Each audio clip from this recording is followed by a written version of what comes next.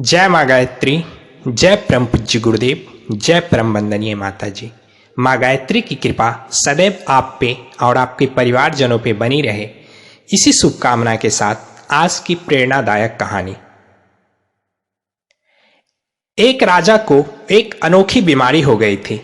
वह ऐसी बीमारी थी जिसका हल किसी भी वैद्य के पास नहीं था। काफी खोज करने के बाद राजा को एक ऐसे वैद्य मिले जिन्होंने राजा से कहा वे राजा की बीमारी ठीक कर सकते हैं। वैद्य ने राजा को जो उपाय बताया वह काफी अजीब था, पर राजा की बीमारी ठीक करने के लिए सभी ने उसकी बात मानने को निश्चय किया। वैद्य ने राजा की बीमारी का इलाज इस तरह बताया कि राजा जितनी ज्यादा लाल रंग की चीजें देखेगा उतनी ही राजा की बीमारी जल्दी ठीक हो जाएगी।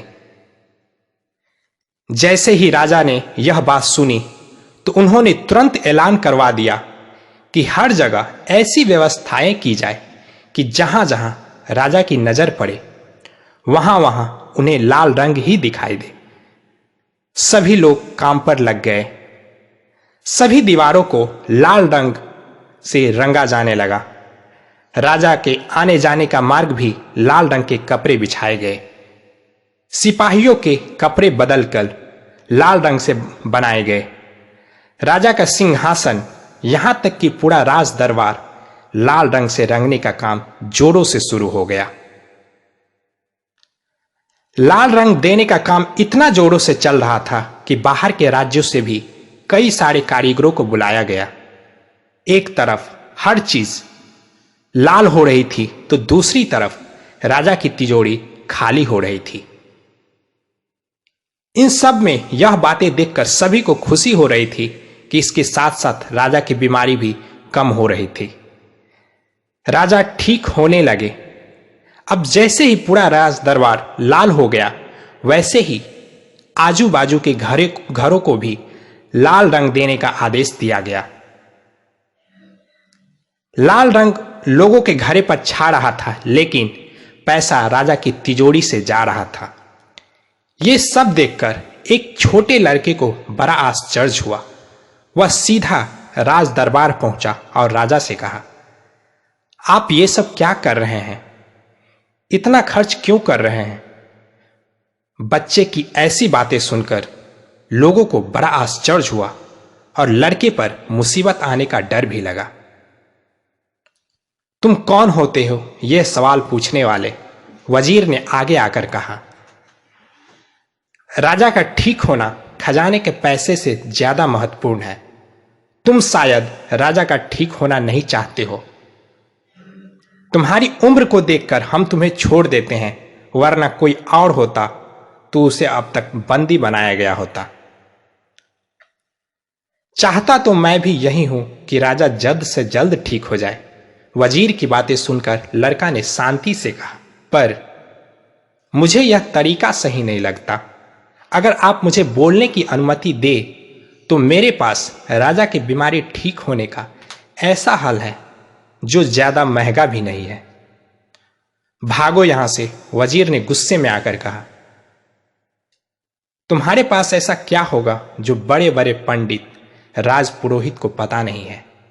यहां से तुरंत चले जाओ, वरना राजद्रोह के आरोप में बंदी बना लिए जाओगे। यह सुनकर वह लड़का वहां से जाने लगा।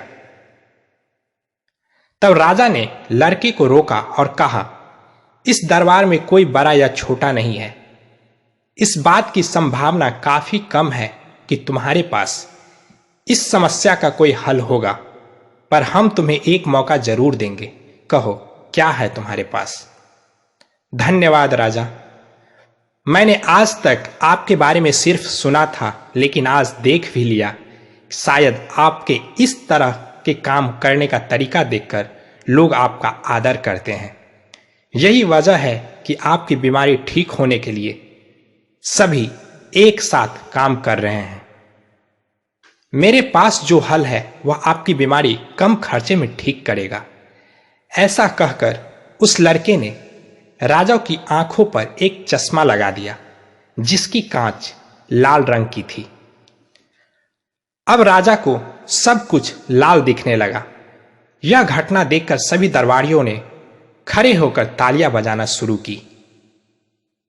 यह ऐनक मैंने एक मेले में खरीदी थी, उस छोटे से बच्चे ने कहा। यह ऐनक पहनकर आप जहां भी देखेंगे आपको हर चीज लाल दिखाई देगा। यह पहनने से आपकी बीमारी भी ठीक होगी और राजा का धन भी बचेगा। बच्चे की यह होशियारी देखकर सभी आश्चर्यचकित रह गए। हमारे साथ भी कई बार ऐसा ही होता है। यह तो तय है कि जिस रंग की ऐनक हम पहनेंगे वैसे ही हमें दिखाई देगा। ठीक उसी प्रकार जिस तरह का स्वसंवाद हमारे अंदर चलेगा वैसे ही हमें महसूस होगा। स्वसंवाद एक प्रकार का ऐनक है। वह जिस रंग का होगा वैसा ही दृश्य हमें दिखाई देगा। अगर हम किसी इंसान को पीले रंग के ऐनक से देखेंगे तो हमें पीला दिखाई देगा, वैसे ही नीले, हरे और काले रंग के साथ भी है। कई बार हम भी राजा की तरह बाकी चीजों को बदलने में लगे रहते हैं, बाकी लोगों को सुधारने में लगे रहते हैं, उनकी गलतियों को देखते रहते हैं। पर अगर हमने अपनी ऐनक स्वयं से होने वाली बातें बदली तो सारी चीज एक साथ बदल जाएगी।